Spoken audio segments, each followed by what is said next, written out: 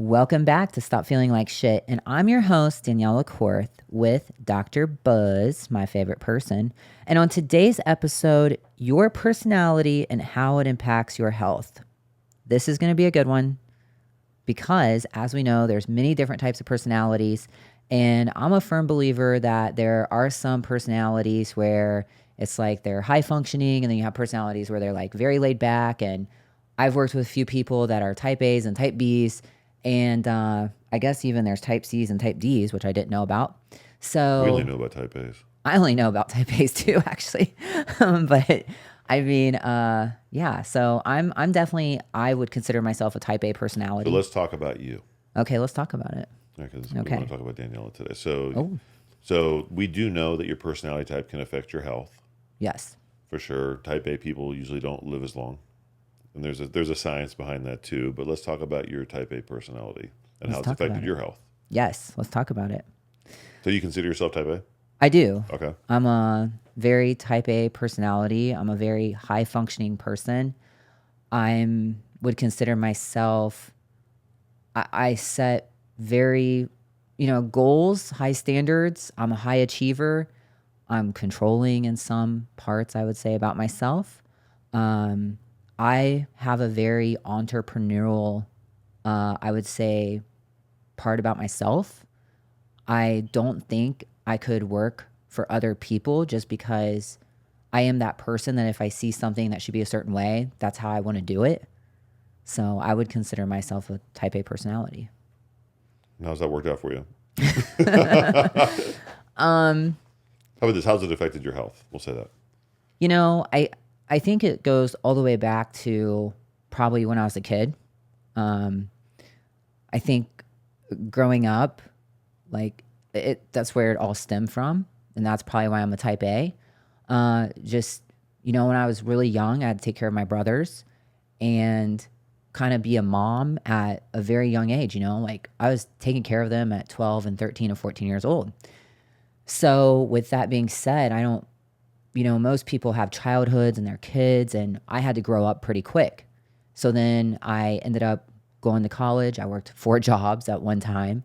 And then I was brought into this, hey, do you want to build this title company? And I thought, sure, because at the time when I was going to school, I was going for something I wanted to be in the medical field. Like I wanted to do something. And originally I really wanted to be a nurse growing up. And then something weird happened in my late 20s where I couldn't see people like gag. I couldn't see snot. Like it really grossed me out. You wouldn't work out well in nursing. No. And so I just thought, okay, this can't happen.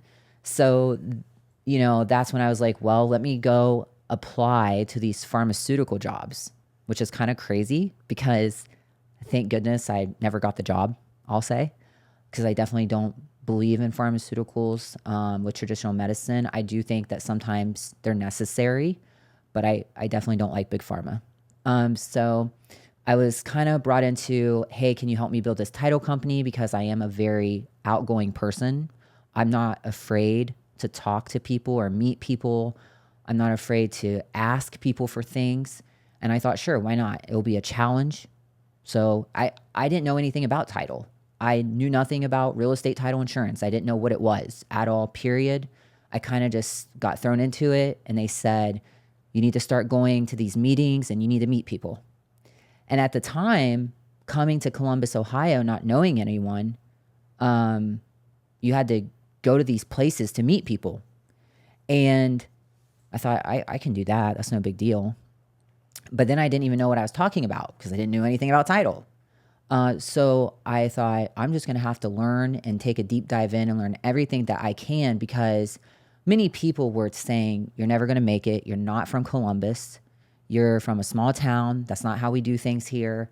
We don't care about you. Like, you're just never going to make it. And they kept saying, you're never going to make it.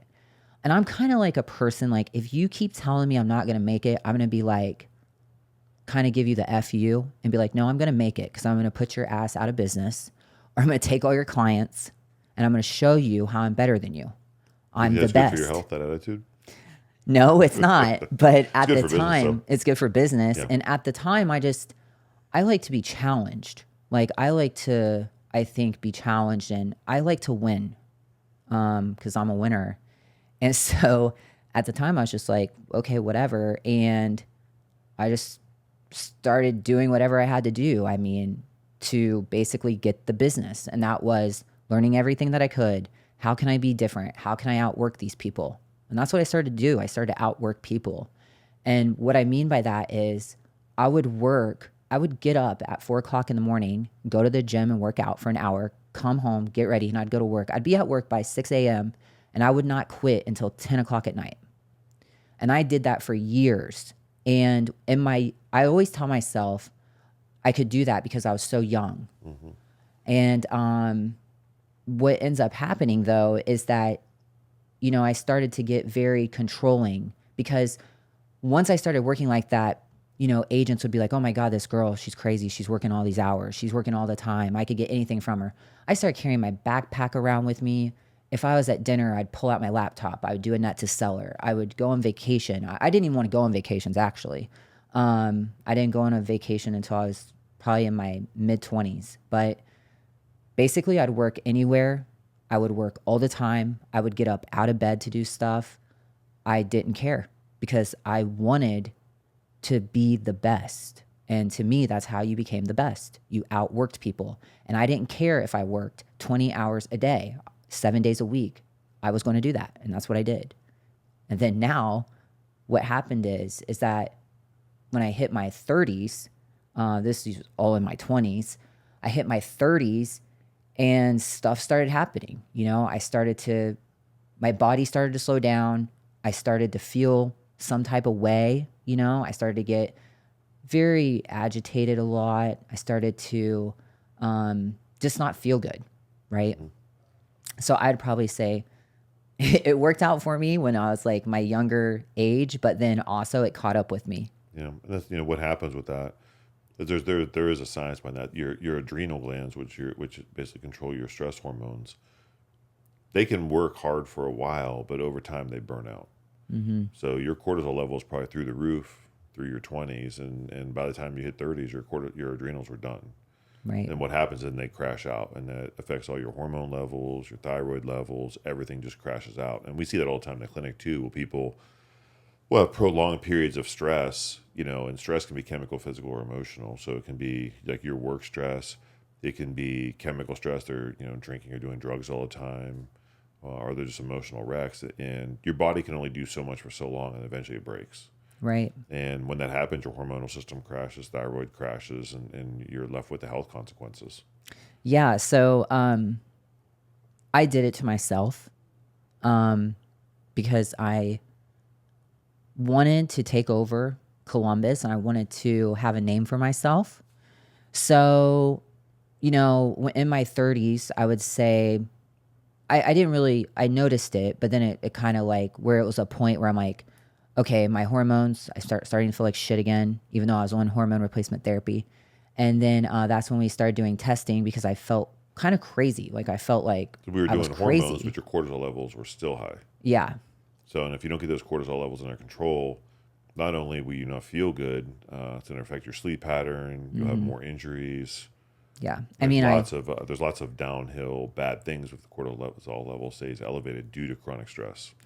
Yeah, I would say my sleep started to be like shit. I would getting up at 3 o'clock in the morning. I was sweating, had night sweats. I wanted to work out, but I had no motivation to work out. I didn't want to talk to people. I don't want to be around people. You start thinking crazy stuff. And I think during COVID, when I was still at the title company, we were really, really, really busy during COVID, right? Because we were actually blessed that we were considered, an important business. We got to stay open. Mm-hmm. And so that was the busiest time of the year, like for us, and years, to be honest, which was crazy. And I never worked so much in my life. And not only was I processing, and I was responsible for people, and I was responsible for really the lives of these people is what it was. And plus I was like trying to keep the team together. Then you have to worry about your customers, keeping them happy. And then it's like I'm dealing with all these fires to put out. And then COVID ended, and then everything changed because prices went up and interest rates went up. And we were like, oh God, what's happening? And we had at the time like 50 some employees, and we had to lay people off. And that kind of killed me. I'm a person that's like, I feel responsible to take care of people a lot. And I was like, didn't know how to let people go because I cared about their livelihood. And I remember sitting at my desk and everything kind of went fuzzy in my brain. And I'm like, this is not good. And then at that moment, like a couple months later, my hair starts falling out of my head. And I'm like, something is wrong with me. Literally, something's wrong with me. And thank God that we do functional medicine because, I was like, I'm getting full hormone blood panel again. I'm getting a full thyroid checked, like thyroid. I did the organic acids test. I did the cortisol, so the adrenal test, the GI map, and all these things come back and show me like, I think I'm healthy. I think that I'm like good to go. But the test disagree. But the test was like, no, girl, Well, really, how you felt suck. disagreed too. Right. Yeah. And a lot of people, will, just scratch the surface. And what you have to realize too, like a traditional blood work just scratches the surface of your health. Like it's like your check engine light in your car. It doesn't tell you anything about it. It just says, hey, something's potentially wrong. Mm-hmm. If you really want to figure out what's wrong, if you're feeling like shit, you got to do, organic acid testing, stool testing. Like there's other testing that is definitely more diagnostic if you really want to fix the root cause of stuff. And unfortunately, traditional doctors really don't do that. You go there, you do once a year blood work that tests, a few organ functions. And unless you're really messed up, those, you're not going to really find anything. Right. So, I really think if you're listening to the podcast, if you don't feel right. Right. And also don't think just because you're getting older, you shouldn't feel right, because you can be 50, 60, 70 and feel amazing. Yep. And so many people just think, oh, I'm just getting older. That's why I'm tired and take naps and my sleep pattern's messed up. That has nothing, your age has nothing to do with anything. Right. So, it's more likely there's something else messed up. Come get tested, see what's going on, because there's no reason you can't be 70. Like my mom. Oh, yeah. Your mom's 79 years old. Yeah, and she's a beast. She is a beast. Yeah. But she's done all the testing, and when they fix stuff on her. She takes care of herself. She takes care of herself. So, yeah. I mean, the testing showed after those moments, after I spent years of being stressed out all the time because I think I had a problem. Like I always wanted to prove myself to somebody, And then basically I'm like, here I am. Now I have this autoimmune issue, right? From stress. And now I have this thyroid problem. Now I have to take thyroid medication, which is fine, right? Which I actually feel better. So that's good. But it sucks. I'll tell people. So if you're a type A personality and you are high functioning and you're an overachiever, great, because I'm not telling you shouldn't be, but there has to be boundaries. It's kind real of like boundaries. if you're a high performance car, you have to change the oil more and do more maintenance on it. Yeah. And I would say type A personalities are more like high performance.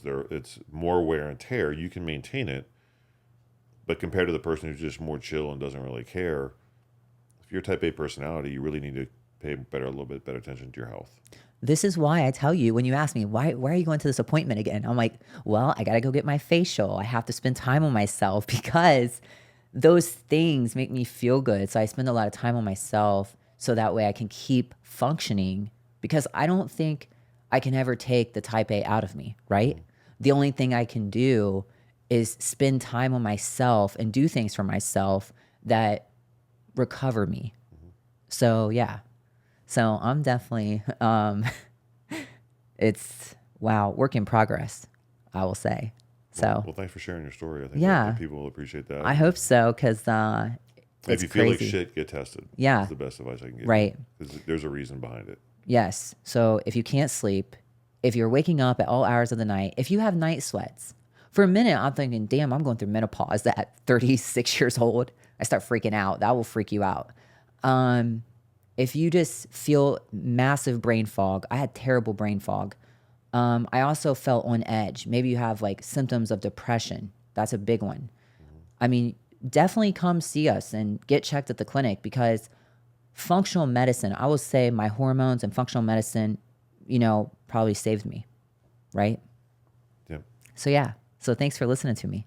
All right. Well, All right, cool. So I'm glad you guys could listen about my story, and I hope you guys come check us out. And if you have any questions, you can always DM us, and we want to hear your story too. So come see us.